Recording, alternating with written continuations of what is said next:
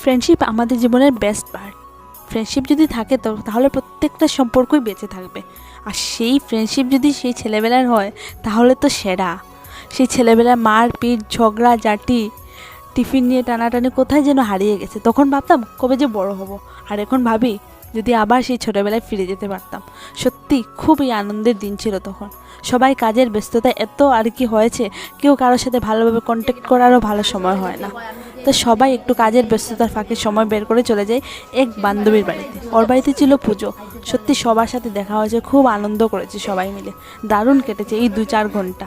2-4 ঘন্টা না, যেন মনে হয় 2-4 মিনিটে শেষ হয়ে গেছে। যারা আমার চ্যানেলে নতুন, সবাই আমার চ্যানেলটি সাবস্ক্রাইব করো। দেখা হচ্ছে পরের পার্ট।